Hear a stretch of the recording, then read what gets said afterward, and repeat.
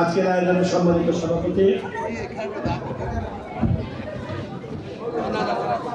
রহিপুর union Awami লীগের সংগ্রামী সভাপতি সুলেমান জামান, উপস্থিত সম্মানিত নেতৃত্ব, আপনাদের প্রিয় চেয়ারম্যান বীর মুক্তিযোদ্ধা চেয়ারম্যান সহ সংগ্রামী নেতৃবৃন্দ, উপস্থিত ভাই ও বোনেরা, আসসালামু আলাইকুম।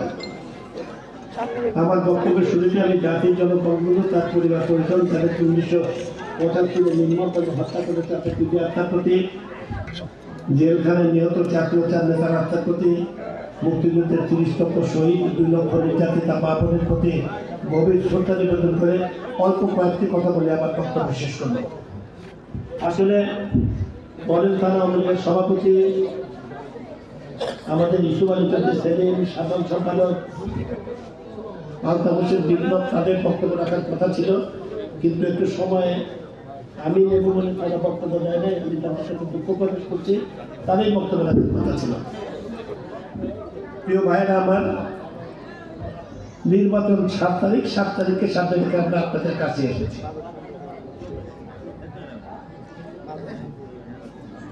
আমি বিগত 15 বছর যাবৎ আপনাদের প্রতিনিধি হিসাবে, আপনাদের ভাই হিসাবে, আপনাদের বন্ধু হিসাবে, আপনাদের সন্তান হিসাবে আপনাদের সেবা করে যাচ্ছি, কাজ করে যাচ্ছি। আমার কাজের কতটুকু সফলতা, কতটুকু ব্যর্থতা, সেটা বিচারের ভাগ।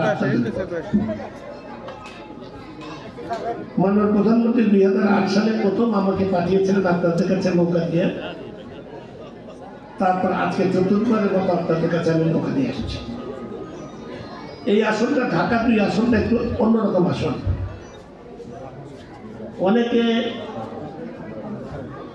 অনেকে অনেকভাবে ব্যাখ্যা করার চেষ্টা করেন, ভুল বুঝাবার চেষ্টা করেন।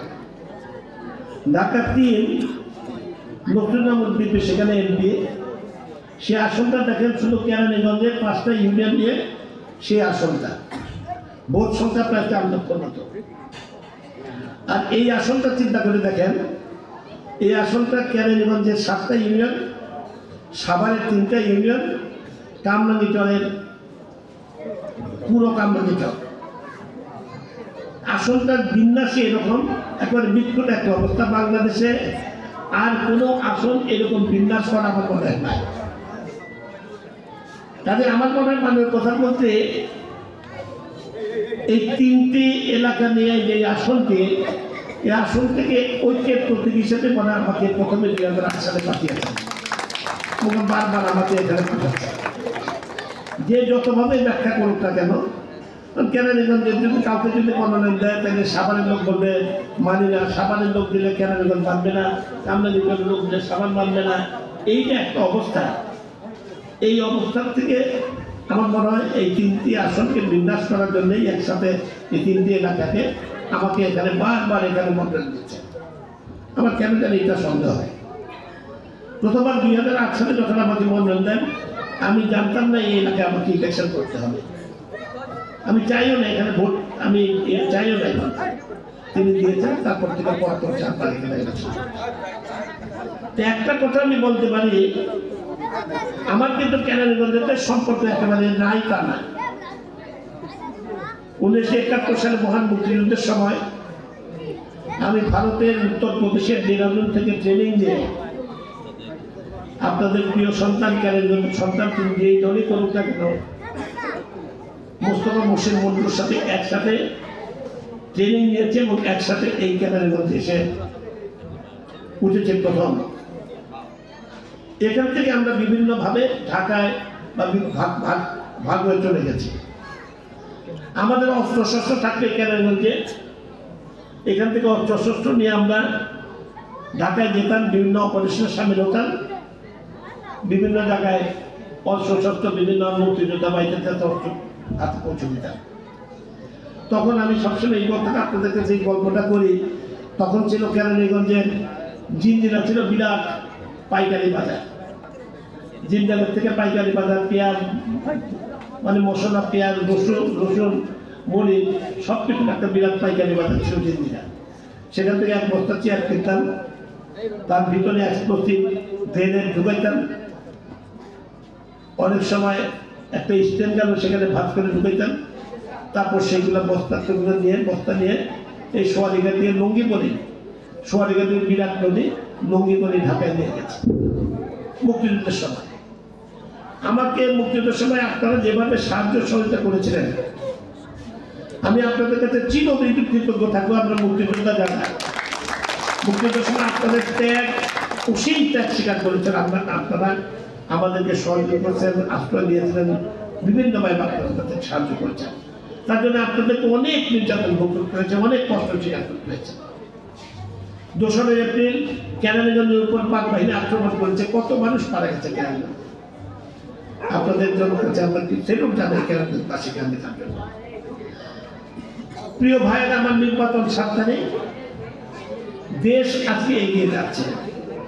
মাননীয় প্রধানমন্ত্রী জননেত্রী শেখ হাসিনার নেতৃত্বে আজকে বাংলাদেশ কি অবস্থানে আছে, আর 15 বছর আগে আমরা কি অবস্থানে ছিলাম একটু চিন্তা করে দেখেন। একটু চিন্তা করে দেখেন, 15 বছর আগে আমরা কি পরিমাণ সুযোগ সুবিধা পেতাম, আমরা কি অবস্থায় ছিলাম, আজকে বাংলাদেশের কি অবস্থা। 15 বছর আগে 3000 মেগাওয়াট বিদ্যুৎ উৎপন্ন হতো, এখন 25,000 26,000 মেগাওয়াট বিদ্যুৎ উৎপন্ন হয়। বিদ্যুৎ কখন আসবে কখন যাবে সেটা জানা যেত না তখন, আর এখন নিরবিচ্ছিন্নভাবে বিদ্যুৎ থাকে। আজকে এই 15 বছর পরে বাংলাদেশে আজকে দেখেন, কৃষি বলেন, খাদ্য বলেন, শিক্ষা বলেন, সকল ক্ষেত্রে যোগাযোগ ব্যবস্থা বলেন, এমন কোনো ক্ষেত্র নাই যে ক্ষেত্রে বাংলাদেশ পিছিয়ে আছে। সকল ক্ষেত্রে বাংলাদেশ এগিয়ে আছে। খাদ্যে আজকে আমরা স্বয়ংসম্পূর্ণ। কোন রকম খাদ্যের ব্যাপারে বাংলাদেশ কাছে বিদেশ থেকে খাদ্য আমদানি করতে হয় না, আমরা স্বয়ংসম্পূর্ণ। কেবলমাত্র গম আজকে আমদানি করতে হয়, গম আমাদের এখানে উৎপন্ন কম হয়। 1971 সালে মুক্তিযুদ্ধের সময় বাংলাদেশের লোক সংখ্যা ছিল 7 কোটি, 54,000 বর্গমাইলের বাংলাদেশ, এখন হচ্ছে 18 কোটি। আমি খাদ্য মন্ত্রণালয়ের দায়িত্ব পালন করার সময় আমি যখন বিভিন্ন দেশে গেছি, বিশেষ করে ইতালিতে গেছি FAO সম্মেলনে, খাদ্য সম্মেলনে, তখন তারা জিজ্ঞেস করছে, তোমাদের 18 কোটি মানুষ, এই মানুষের মুখে তোমরা অন্য জগৎ দাও কিভাবে? আমি তাদেরকে উত্তর দিতে বারবারই উত্তর দিয়েছি, আমাদের এমন একটা দেশ, 54,000 বর্গমাইলের দেশ, মানুষ 17 কোটি 18 কোটি, কিন্তু আমাদের এমন একজন নেত্রী, তার পরিকল্পনার কারণে 18 কোটি মানুষ আল্লাহর অশেষ রহমতে আমরা মানুষের মধ্যে অন্যতম দিতে পারছি। দেখেন, তখন এটা 1 ফসল, এখন কোন জমিতে হয় 2 ফসল, কোন জমিতে 3 ফসল। বিভিন্ন জাতের আজকে ধান, যেই ধান আজকে 30 টন উৎপন্ন হতো একটা জমিতে, সেই ধান এখন সেই জমিতে উৎপন্ন হয়তো 60 টন 70 টন। মানে এমন বৈজ্ঞানিকরা গবেষণা করছেন, কৃষিবিদরা গবেষণা করছেন, কৃষিবিদ ইনস্টিটিউট, খাদ্য ইনস্টিটিউট, সব রকম বৈজ্ঞানিকরা গবেষণা করছেন।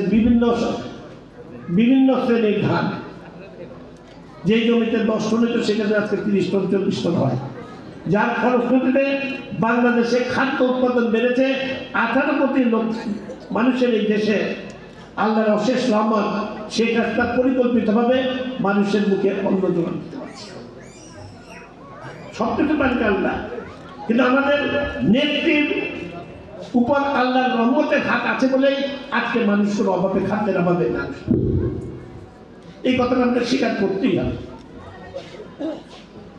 যোগাযোগ ব্যবস্থার ক্ষেত্রে দেখেন, আজকে আমরা পৃথিবীর সবচেয়ে 2টা নদীর খরস্রোতা নদী, একটা হচ্ছে আমাদের, 2 নম্বর হচ্ছে আমাদের পদ্মা নদী। এই পদ্মা নদীতে সেতু করার সময় দেখেন, বিশ্ব ব্যাংক অর্থ ফিরিয়ে নিয়েছে, বারবার কত টাল বাহানা করেছে, কত বদনাম দিয়েছে। শেখ হাসিনা আমার অর্থে আমি পদ্মা সেতু করবো, নিজ অর্থে আমরা পদ্মা সেতু করতে পেরেছি। এমন একটা খরস্রোতা নদীতে আমরা পদ্মা সেতু করতে পেরেছি শেখ হাসিনার দৃঢ় মনে কারণ। আজকে পদ্মা সেতু করার ফলশ্রুতিতে যোগাযোগ ব্যবস্থার যে পরিবর্তন হয়েছে, ফরিদপুর, বরিশাল, ব্যবসা বাণিজ্যের পরিবর্তন এসেছে, সফলতা এসে কল্পনা করতে পারিনি। কোন সরকার, জিয়া, এরশাদ, খালেদা, পদ্মা সেতু কোর্টে এই স্বপ্নটা দেখে নাই। শেখ হাসিনা স্বপ্ন দেখেছেন, স্বপ্ন পূরণ করতে পেরেছেন। আজকে দেখেন যোগাযোগ ব্যবস্থা আপনি চিন্তা করে দেখেন, ঢাকায় মেট্রো রেল, এলিভেটেড এক্সপ্রেস, এখান থেকে এয়ারপোর্ট যাবেন কত রকম উড়ান সেতু নাকি। ঢাকার বাইরে যান আপনি 2 লেন ছিল, 4 লেনের রাস্তা আছে, 4 লেন 6 লেন হয়েছে। চিটাগাং যান, যশোর যান, যে সমস্ত জায়গায় সমস্ত বাংলাদেশের যোগাযোগ ব্যবস্থার যে পরিবর্তন হয়েছে এটা কল্পনার অতীত। কল্পনার অতীত যোগাযোগ ব্যবস্থার এত পরিবর্তন হয়েছে। সেখানকার সময় কর্ণফুলী নদীর নিচে দিয়ে টানেল, আমরা নদীর নিচে দিয়ে টানেল হবে, রাস্তা হবে, আমরা গাড়ি হাঁকিয়ে যাব, এটা তো আমরা কোনো সময় চিন্তাও করি না। কিন্তু সেই কাজটায় বদলতে সেটাও আমরা পেয়েছি কোনোদিন। এবং চিন্তা করতে পারেন যে বাংলাদেশের আগামী দিনে দেখেন এই যে পদ্মা সেতুর কারণে আপনাদের এখানে যে যোগাযোগ ব্যবস্থা যেভাবে রাস্তাঘাট আরো হবে, এটা কল্পনা করতে পারবে না, চিন্তা করতে পারবে না। সমস্ত বাংলাদেশের এই পরিবর্তন। শিক্ষার ক্ষেত্রে বলেন, বছরের প্রথম দিন সন্তানদের হাতে বই তুলে দেন, বিনামূল্যে বই তুলে দেওয়া বছরের প্রথম দিন। আশেপাশের কোনো দেশে এই সিস্টেম নেই, বিনামূল্যে বই তুলে দেওয়া। প্রত্যেকটা স্কুলের নতুন বিল্ডিং, আমার এলাকায় আমি বলতে পারি এমন কোনো স্কুল নাই যে স্কুলে আমি নতুন বিল্ডিং করি নাই বা ভার্টিক্যাল এক্সটেনশন করি নাই। কিছুক্ষণ আগে বারকু ভাই যে কথাগুলো বললো, বারকু ভাই এখানে সোনাকান্দা স্কুল, রুইতপুর স্কুল, হ্যাঁ এই স্কুল, সবগুলো স্কুলের এই বিভক্ত অনেকগুলো আমি করেছি। এটা সরকারের পলিসি, আমি তো নিমিত্ত মাত্র। শিক্ষা বান্ধব সরকারের পলিসি এটা। এই সমস্ত স্কুলগুলোকে নতুন নতুন বিল্ডিং করা, এর বিভক্ত করা, যেগুলো আমরা সবগুলো করতে পেরেছি। দেখেন প্রাইমারি স্কুলগুলো সমস্ত বাংলাদেশের প্রাইমারি স্কুলগুলোর দৃষ্টিনন্দন বিল্ডিং, একই রকম প্যাটার্নের বিল্ডিং। শেখ হাসিনার বদলেতে আমাদের প্রাইমারি স্কুলের ছাত্রছাত্রী একেবারে শূন্যের কোথায় নেমে এসেছিল। অনেক জায়গায় কেউ প্রাইমারি স্কুলে পাঠায় না, একেবারে গরিব ঘরের ছেলে মেয়েদের পাঠায়। আমাদের সবাই কি ঢাকা স্কুলে বলতে, প্রাইমারি স্কুলে তো পড়ালেখা বন্ধ হয়ে গেছিল প্রায়। জাতির জনক বঙ্গবন্ধুর সময় প্রাইমারি স্কুলের শিক্ষকদের চাকরি সরকারিকরণ করেছিলেন। এরপর এরশাদ, খালেদা জিয়া কেউই প্রাইমারি স্কুলের শিক্ষকদের দিকে তাকায় নাই। শেখ হাসিনা এসে 26,000 প্রাথমিক স্কুলের শিক্ষকদের চাকরি সরকারিকরণ করেছে। এবং সবগুলো স্কুলের একই প্যাটার্নের বিল্ডিং, দৃষ্টিনন্দন বিল্ডিং, নতুন নতুন একেবারে ইয়াং এনার্জেটিক টিচার। সব প্রাইমারি স্কুল দেখেন কি সুন্দর, মেয়েরা, মহিলা টিচার, পুরুষ টিচার, সব এনার্জেটিক, ইয়াং এনার্জেটিক টিচার, সরকারি চাকরি তো। এবং ছাত্রছাত্রীর সংখ্যা বেড়ে গেছে। স্কুলের, হাই স্কুলের ছাত্রছাত্রীদের বছরের প্রথম দিন থেকে বিনামূল্যে বই, এটা আপনারা দেখছেন। কিন্তু প্রাইমারি স্কুল যে সুবিধা করেছে মাননীয় প্রধানমন্ত্রী, এটা আপনারা দেখেন নাই। প্রাইমারি স্কুলে যাতে ছেলে মেয়েরা যায়, আজকে বাচ্চাটাকে যাতে কোনো দোকানে, গরিব ঘরের বাচ্চাটাকে কোনো দোকানে যাতে কাজে না দেয়। 6 বছরের বাচ্চা, 7 বছরের বাচ্চাটাকে দোকানে একটা কাজে দিয়ে গেছে 100 টাকা বেতনে বা বাসা বাড়িতে দিয়ে দিচ্ছি। এইটা যাতে না করে স্কুলে যাতে পাঠায় মা বাবারা, তার জন্য মা বাবাদের অ্যাকাউন্টে 100 টাকা প্রতি মাসে উপবৃত্তি দেওয়া হয়। আছে বাংলাদেশ ছাড়া অন্য কোনো জায়গায় আছে?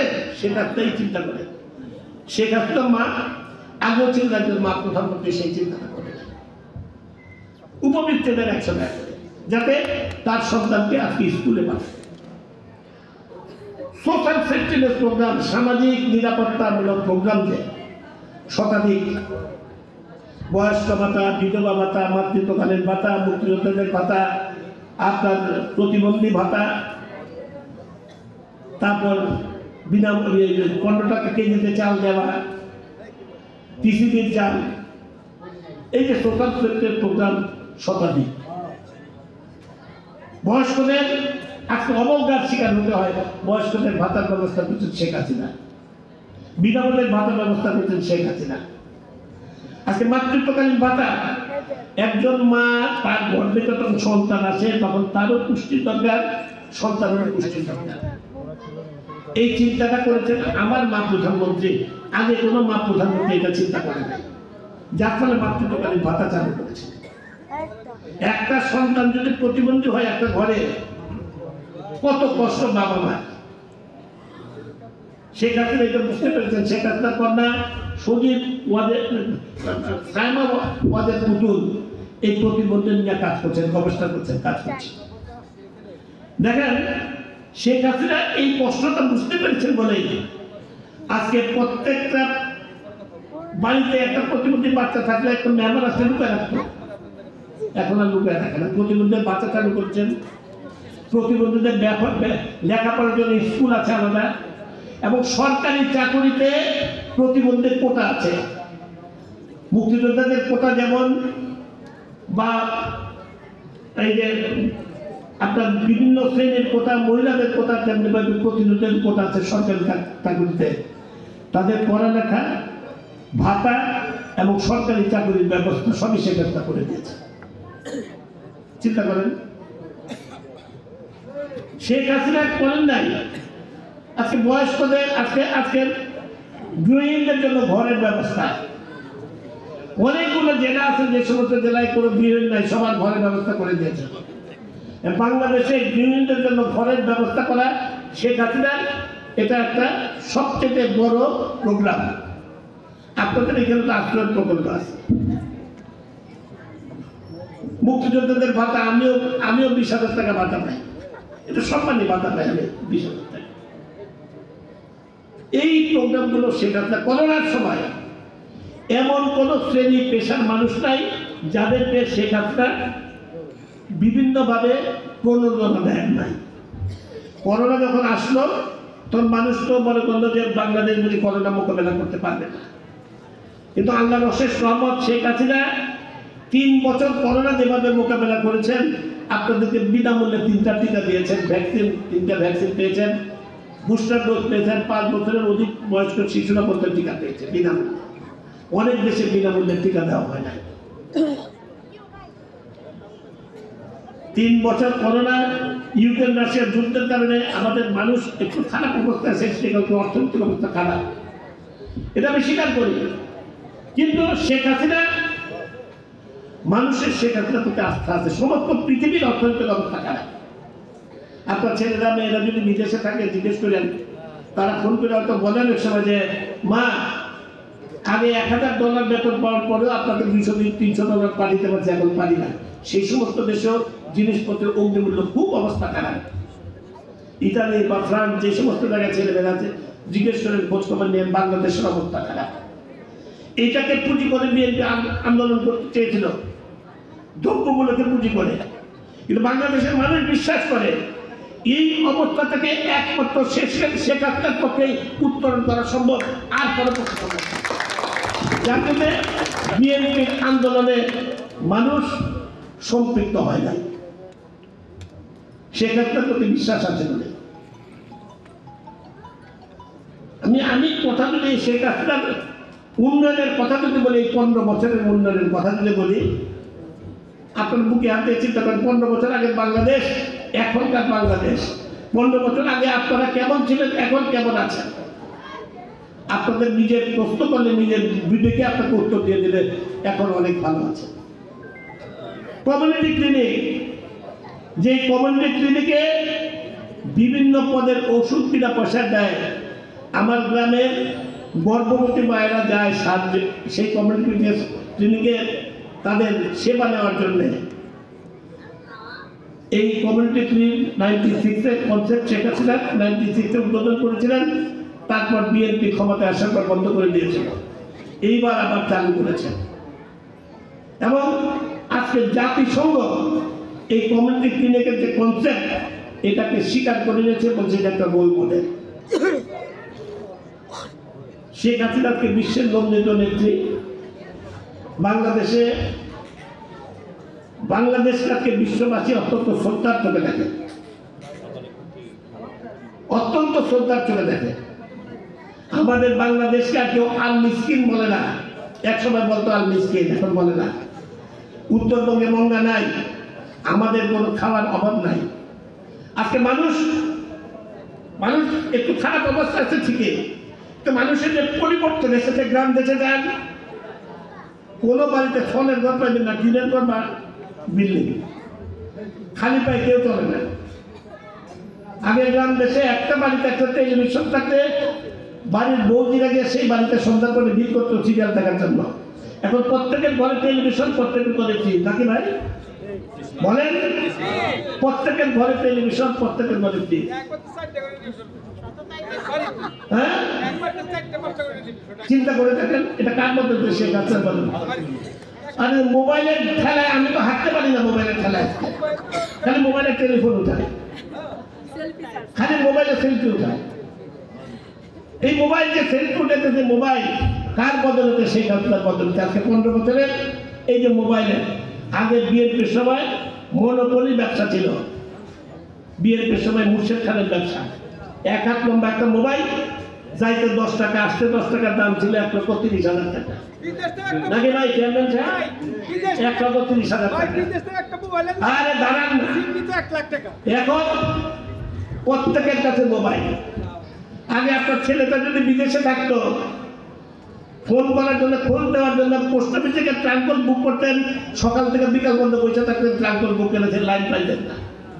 আর এখন ঘরে মা রান্নাঘরে পাক করতে করতে ছেলের সাথে ফোনে কথা বলে, ইটালিতে ছেলে আছে, বাবা আমি তো মুরগি পাক করতেছি, কি দিয়ে খাইছো আজকে? দিনে 3 বার ফোন করে মা, নাকি? হ্যাঁ, মোবাইল কার বদলতে? শেখানোর বদলতে। চিন্তা করেন, মোবাইলের মাধ্যমে ব্যবসা করতেছেন, মোবাইলের মাধ্যমে সব কিছু। এমনকি আমি হজ করতে গেছি, দেখি যে মোবাইলে ওই যে ইয়ে করে তোয়াপ করতেছি, তোয়াপের মধ্যে মোবাইল হাতে যায়, হ্যাঁ সব কিছু মোবাইলে। বাসায় ইলেকট্রিক বিল ছেলেরা কত তোষামতি করছেন যে বাবা বিলটা দিয়ে দেয়, আজকে লাগবে, ধর দিতে পারবেন না। আর এখন আর তোষামত করেন, তোষামত করার দরকার নাই, মোবাইলে আপনি বিল দিয়ে দেন করে দিচ্ছেন, নাকি? এই যে আমাদের যে পরিবর্তন, এই পরিবর্তনগুলো শেখার শ্রেণী দিয়েছেন। বাংলাদেশ একটি উন্নয়নশীল দেশ, ইনশাআল্লাহ আমরা 2041 সালে আমরা উন্নত দেশ হব। আমরা আজকে স্বপ্ন দেখছি। আজকে আওয়ামী লীগের ইশতেহার ঘোষণা করেছে, ইশতেহারের পর তো অনেক কথা বলা আছে, স্মার্ট বাংলাদেশ ইশতেহার ঘোষণা করেছে। ওরা বলে কি টেক ব্যাক বাংলাদেশ, আমরা বলি গো ফরওয়ার্ড, স্মার্ট বাংলাদেশ। এই যে পার্থক্যটা আজকে ইশতেহারের মধ্যে বলা আছে কর্মসংস্থান ব্যবস্থা করে, কর্মসংস্থানের বেকারত্ব দূর করে কথা বলেছে, দ্রব্যমূল্যের কথা প্রথম প্রায়োরিটি দেওয়া হয়েছে। অনেকগুলো ইশতেহারে অনেক কথা বলা আছে, যেগুলোকে সাধারণ মানুষের কথা, সাধারণ মানুষকে সে কাজটা চিন্তা করেন। দেশ আজকে উন্নয়নের শিখরের দিকে যাচ্ছে। জাতির জনক বঙ্গবন্ধুকে নির্মমভাবে হত্যা করার পর আমরা স্বপ্ন দেখা ভুলে গিয়েছিলাম। বঙ্গবন্ধুর ঘোষণা ছিল এবারের সংগ্রাম আমাদের মুক্তির সংগ্রাম, এবারের সংগ্রাম স্বাধীনতার সংগ্রাম। স্বাধীনতা পেয়েছিলাম, মুক্তি তিনি এনে দিতে পারেন নাই, নির্মমভাবে ঘাতকতা বঙ্গবন্ধু হত্যা করেছিল। আজকে সেই মুক্তির সংগ্রামকে আমাদের প্রিয় নেত্রী বঙ্গবন্ধুর কাছে এগিয়ে নিয়ে যাচ্ছেন বলে আজকে আমরা উন্নয়নের শিখরে দিতে যাচ্ছি। আর সেই উন্নয়নকে অগ্রগতিকে থামিয়ে দিতে চায় একটা চক্র, আমাকে আবার পেছনের দিকে নিয়ে যেতে চায়। ওই অপশক্তি যারা 71 আমাদের বিরোধিতা করেছে, ওই অপশক্তি সেই বিদেশি শক্তি যারা 71 আমাদের ঘাতকদের সাথে তারা হাত মিলিয়েছে, বাংলাদেশের 7ম নৌবহর পাঠিয়েছিল। ওই বিদেশি শক্তি যারা 74 কৃত্রিম দুর্ভিক্ষ সৃষ্টি করেছিল, খাদ্যের জাহাজ বঙ্গোপসাগরকে ফিরিয়ে নিয়ে গেছিল। ওই বিদেশি শক্তি যারা বঙ্গবন্ধুকে হত্যার পেছনে ইন্ধন জুগিয়েছিল, আজকে তারাই কিন্তু একত্রে বাংলাদেশের উন্নয়ন অগ্রগতিকে নস্যাৎ করে বাংলাদেশটাকে আবার পেছনের দিকে নিয়ে যেতে চায়, আবার একটা অকার্যকর রাষ্ট্রে পরিণত করতে চায়।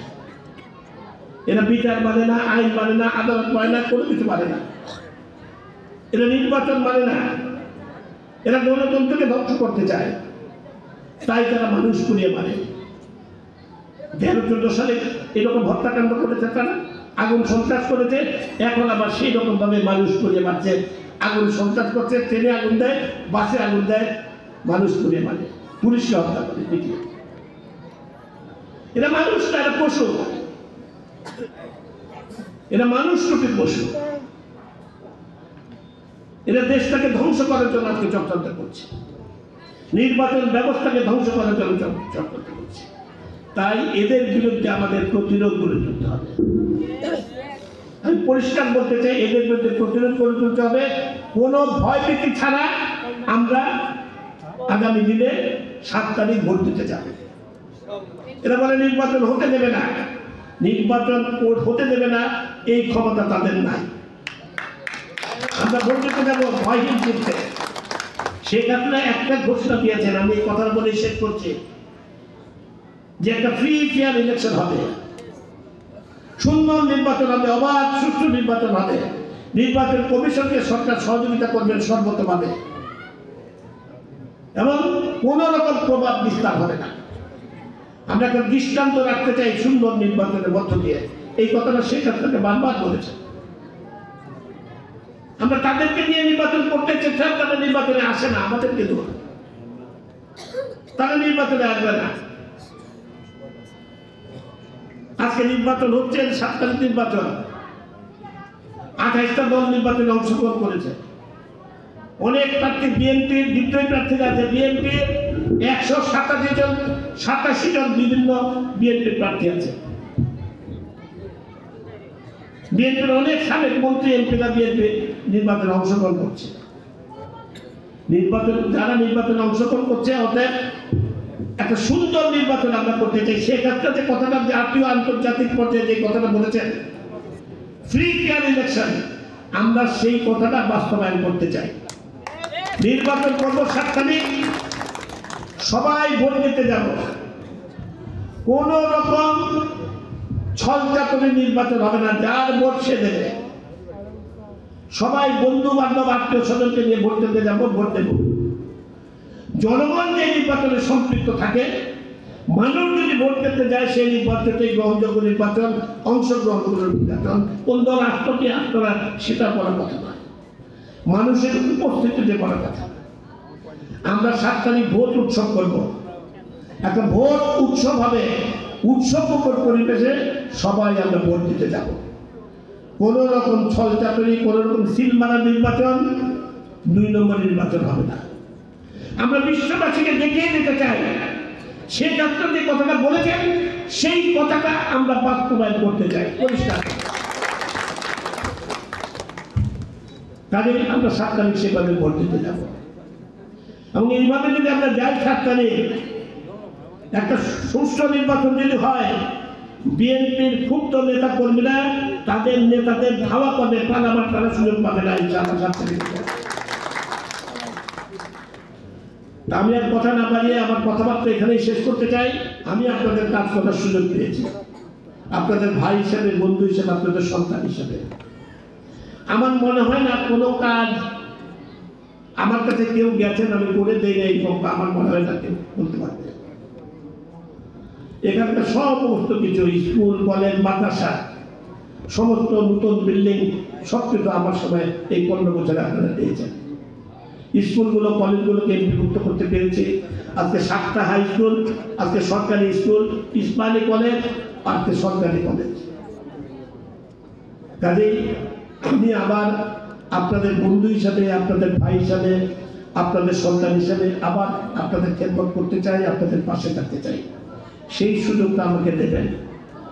7 তারিখ সবাই নৌকায় ভোট দেবেন।